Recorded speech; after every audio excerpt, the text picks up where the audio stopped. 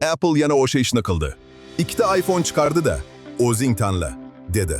Bittasi yaxshi notebook narxida, ikkinchisi esa juda yaxshi notebook narxida. Bugun ko'ramiz. Qimmatrog'iga ortiqcha pul to'lashga arziydimi yoki yo'qmi? Avval oddiy 17-iPhone haqida. Apple nihoyat unga yaxshi ekran berdi. Dynamic Island bor, lekin hali ham 60 Hz. Ha, 2025-yilda ham 60 Hz. Lekin dizayni juda yoqimli, yengil, toza va qo'lda yaxshi turadi. Endi Pro Max haqida. Qo'lga olishingiz bilan boshqa daraja ekanini sezasiz. Titanium korpus, 120 Hz li ProMotion ekran, 6.9 dyum display, rostdan ham katta telefon. Hammaga ham mos kelmasligi mumkin. Lekin hissiyoti juda qimmat va sifatli. Pro Maxni ajratib turadigan 3 ta asosiy narsa bor. Birinchisi, protsessor. Ikkalasida ham A19 bor, lekin Pro Maxda A19 Pro. Amalda farq asosan o'yin va video montajda bilinadi.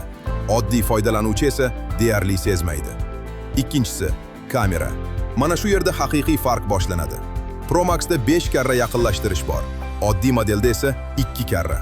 Agar uzoqdan ko'p suratga olsangiz, konsertlar, sport yoki bolalarni, bu juda muhim. Uchinchisi, batareya. Pro Max 20-30% uzoqroq ishlaydi. Bu kundalik foydalanishda bilinadi.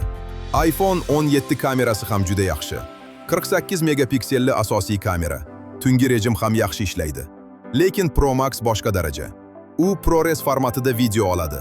3 kamerali tizim va haqiqiy teleobyektivga ega.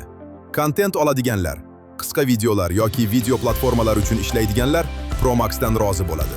Qolganlar uchun esa, rostini aytsam, oddiy iPhone 17 ham juda zo'r suratga oladi. Endi eng muhimi, narx. iPhone 17 $100 boshlanadi. Pro Max esa $1400 yuqori. Lekin qiziq joyi, bir-birda ikkisini ham topsa bo'ladi. Yangi ham bor, ideal holatdagi ishlatilgani ham. Ba'zan rasmiy do'kondan ham arzonroq. Men o'zim bir-birda iPhone 16 Pro Maxni oddiy 16-iPhone narxiga yaqinini ko'rganman. Shuning uchun kirib, ko'rib, solishtirib ko'ring. Bir-bir texnika sotib olinadigan va sotiladigan platforma. Tekshirilgan e'lonlar bor. Narxni kelishsa ham bo'ladi. Xuddi bozorga o'xshaydi, faqat ancha qulay. Mening xulosam oddiy. iPhone 17 ortiqcha pul sarflamasdan eng yaxshi iPhone olishni istaganlar uchun. Juda yaxshi telefon. iPhone 17 Pro Max esa ko'p video va surat oladiganlar, katta ekran yoqtiradiganlar va batareya muhim bo'lganlar uchun. Hali ham qaysi birini tanlashni bilmayapsizmi? Bir-birdan ikkalasini ham ko'ring. Agar sotuvchi yaqin bo'lsa, qo'lda ushlab ham sinab ko'rishingiz mumkin. Men Aziz, bu bir-bir. Keyingi sharhda ko'rishamiz.